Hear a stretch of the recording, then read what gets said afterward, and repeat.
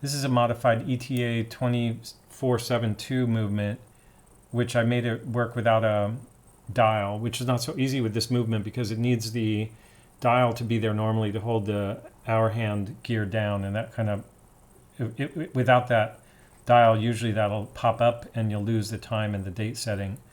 So I solved that by stacking the hands in a way, a unique way, with a little washer that I made out of an extra seconds hand, so that the seconds hand actually holds the stack down. And I made a 12-hour video about that if you're interested. And then I reloomed this, looming directly onto the dialless movement ring because I like loom. So if you're interested in that, this is a Bell Matic. This is the one without the loom.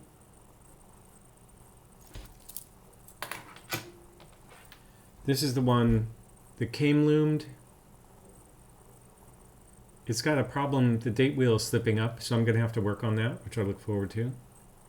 But you can see the loom on the hands there.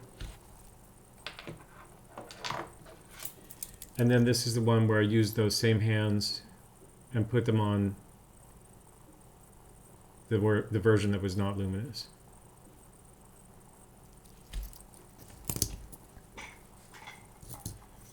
And then to see that light up,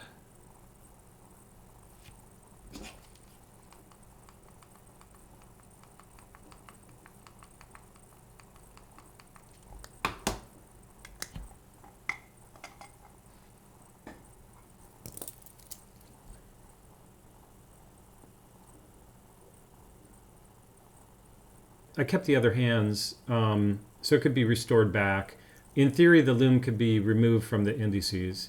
But for me, it's more about having a piece that I really like and that fits all my needs. And one of the needs I have is for it to be luminous. This is a watch. This is a Seiko World Timer that has original Seiko loom on it. It's not as old. It's like mid-2000s. So just to show you, so I didn't do anything with this watch. It's just a comparison piece to look at how Seiko does loom. I don't know what. Oh, that's because it's got a flat crystal. It's not reflect. It's not. Doesn't like this camera setup. But I love those tiny loom dots on there too. And the loom on the seconds hand.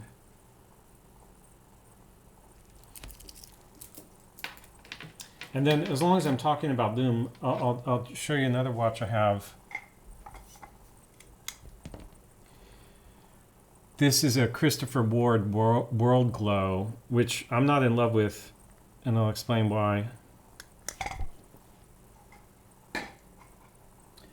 So this is like supposed to be the loom lovers watch, but the problem is you can see how much loom there is over here in Africa and Asia, and between 3 and 5 in the morning the hour hand crosses over those continents, and it becomes really hard to see the hour hand exactly when you might want to see it, which is between 3 and 5 in the morning.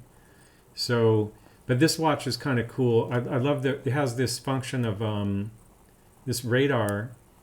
So you can set this. Oh, that's cool too. The loom didn't get. You see that it looks red because of the color of the lens, the light here. But as that loom goes away, it's because the disc in the back, with the loom on it, also has the red radar, I guess. So you can set that red radar to keep track of what time it is in a certain place. Like right now, it's 1 a.m. in Moscow. And it's 11 p.m. in Paris. I'm in Geneva, but so you can set it to, if you have somebody you're working with in another part of the world, you can set it there. And of course so Los Angeles, the ring with the 24-hour clock is a GMT ring, so it's rotating, so it's always updating what time it is in that other place. So I kind of like that, and I also like it that it doesn't have a date function. but the problem of visibility at night is a problem. So I was thinking, I was hoping that I could take the whole dial off that's luminous in the background, but I think if I were to do that, I think I'll lose the I might lose the red radar thing, because it looks like that's connected from the experiment I just did.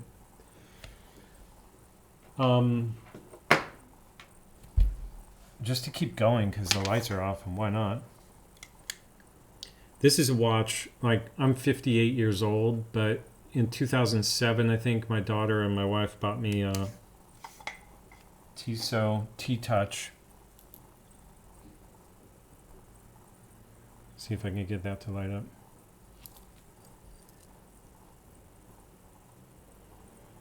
And I wore this watch, or a different version of it actually. This is titanium. I replaced it. I had a steel one for, I think I wore it for 10 years. Just because it's super practical. It's got some cool features. And it's got alarms.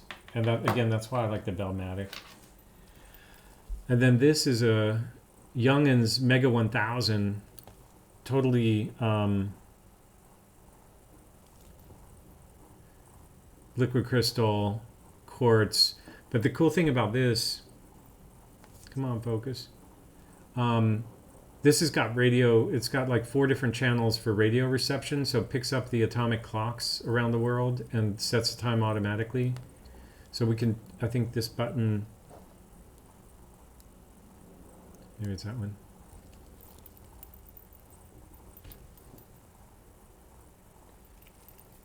This button will show you, that's the, it's been 7 days, oops. So it'll tell you the day and date, or in Germany they do like weeks of the year, like, so it's week 26 now, June 27, week 26, second time zone, and then this is the signal, the time signal. Last time it synchronized was 7 days ago. And then it's got, I'm trying to do this and keep it in focus, chrono. So we should be able to reset and then start the chrono. So it has stopwatch, timer, and alarm, countdown timer, the basic stuff for electronic watch. Oh, and lap counter. But I think that's a cool watch. In terms of practical, I carry this watch all the time because it's my reference. Could look at my iPhone, I guess, but I like to keep watch stuff in the watch world. This is a Panerai Series A Luminor base. I think it's a PAM 010 or something like that. But it's tritium. It's 23 years old now.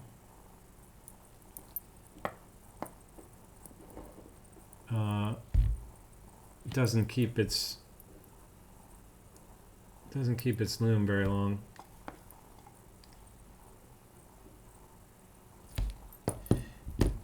And the problem with that is, like, if you relume a watch like this, it's a little bit too, it has too much value to just relume it or replace a dial.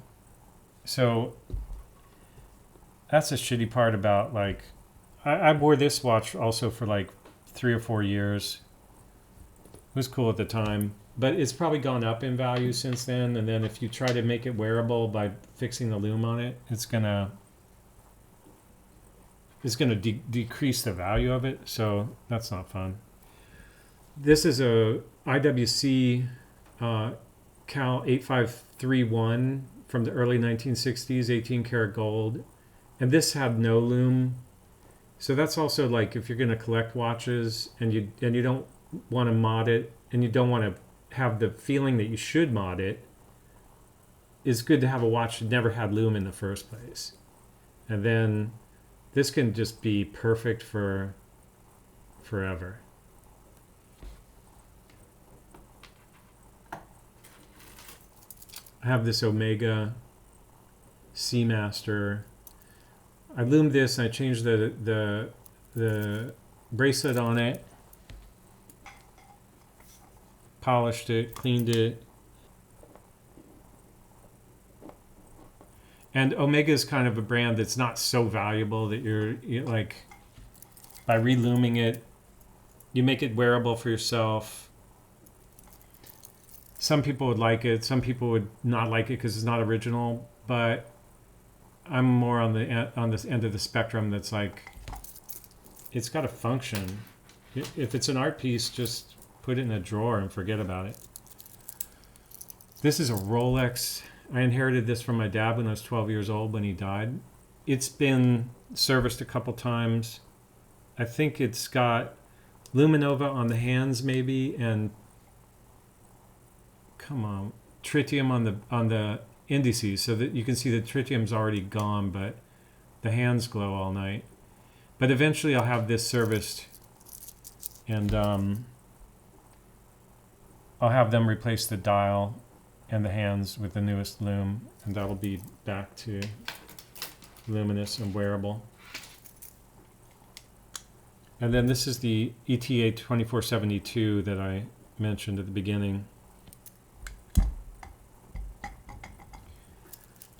I also relumed this, including a little lume dot on the second hand there.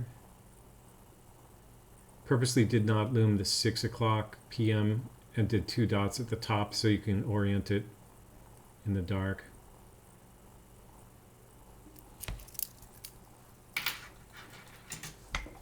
So anyway, I